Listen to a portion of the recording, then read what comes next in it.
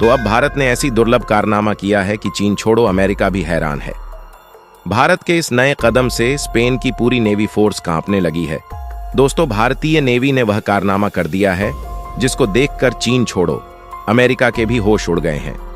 पूरी अपडेट क्या है वीडियो में समझते हैं, लेकिन उससे पहले भारतीय नेवी भारत को सुपर पावर बनाने के लिए जिस तरह से आधुनिक हथियारों को एक्सपोर्ट कर रही हैं, उसके लिए वीडियो पर एक लाइक जरूर करें और कमेंट में जय हिंद जय भारत अवश्य लिखें। यह आपके लिए मात्र 3 सेकंड का काम है, लेकिन इससे हमें बहुत बड़ा मोटिवेशन मिलता है।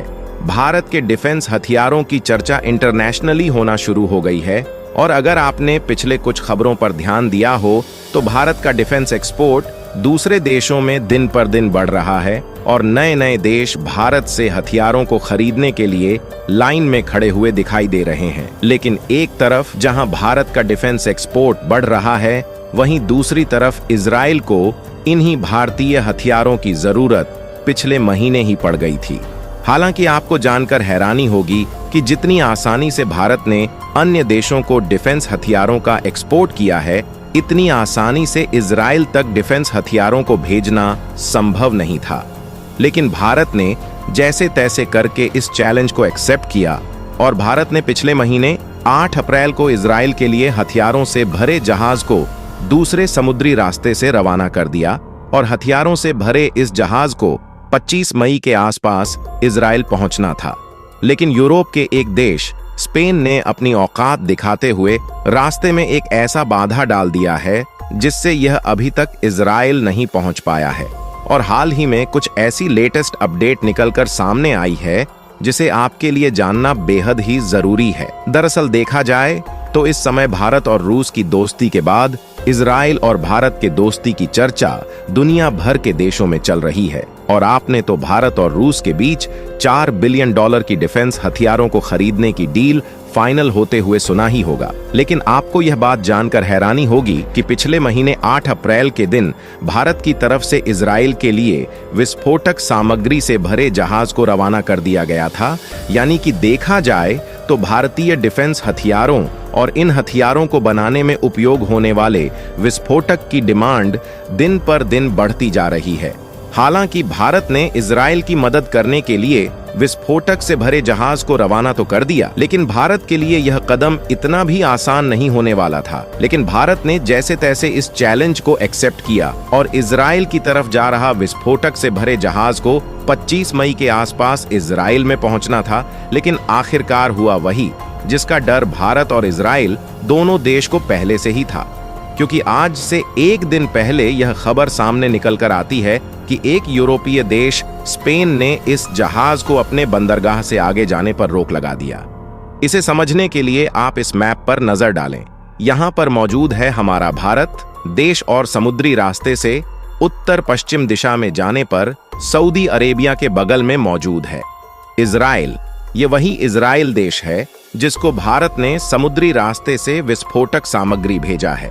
तो आप देख पाएंगे कि भारत से इजराइल जाने का जो सबसे आसान रास्ता है वह है इंडियन ओशियन और लाल सागर के समुद्री रास्ते से होते हुए इजराइल तक पहुंच जाना।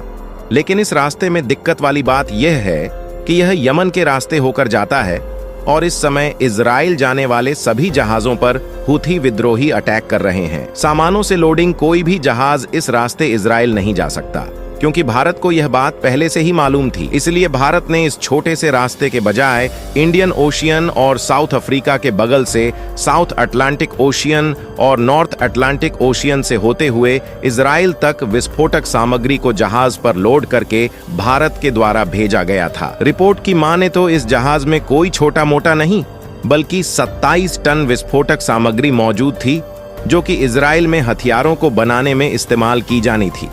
आपको बता दें कि भारत से इजराइल पहुंचने का यह रास्ता लगभग 47 या 48 दिन का था, तो ऐसे में संभव नहीं था कि बिना शिप की रिपेयरिंग और मेंटेनेंस के डायरेक्टली इजराइल तक पहुंचा जा सके। इसीलिए भारतीय चालकों ने जो रास्ते में स्पेन का बंदरगाह पड़ता है वहां पर शिप को डॉक करना चाहा, ताकि वहां पर शिप की रिफ्यूलिंग और मेंटेनेंस किया जा सके। लेकिन जब स्पेन के रक्षा मंत्रालय की तरफ से जांच की जाती है तो तो यह बात मालूम होती है कि इस जहाज में विस्फोटक सामग्री मौजूद है और स्पेन के विदेश मंत्रालय तो यह बताते हैं कि इसमें विस्फोटक सामग्री के साथ साथ डिफेंस हथियार मौजूद है जो कि इजराइल भेजे जा रहे हैं। रिपोर्ट की माने तो यह जहाज भारत के चेन्नई से इजराइल जा रहा था, इसीलिए स्पेन ने इस जहाज को अपने यहाँ रुकने से मना कर दिया। फिलहाल यह जहाज इस समय समुद्र में ही मौजूद है और स्पेन की तरफ से यह साफ साफ शब्दों में कहा जा चुका है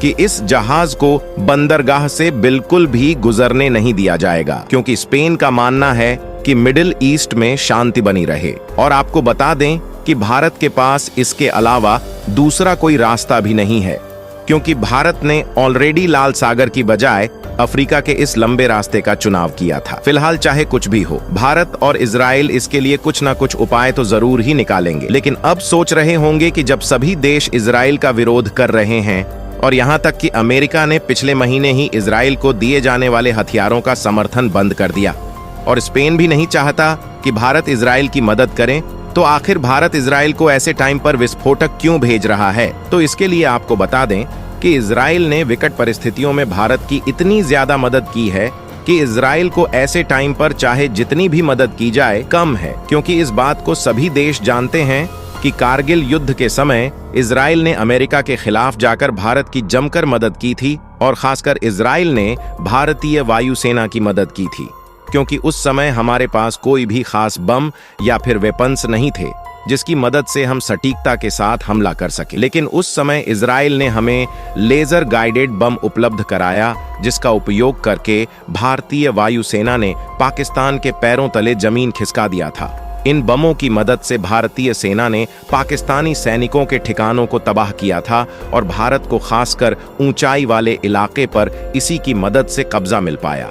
जबकि उस समय यदि इजराइल भारत को लेजर गाइडेड बम देकर मदद ना करता तो शायद यह भारत के लिए नामुमकिन था। और उसी दिन से भारत और इजराइल के संबंध इस तरीके से मजबूत हुए कि आज तक कोई भी देश इसे नहीं तोड़ पाया।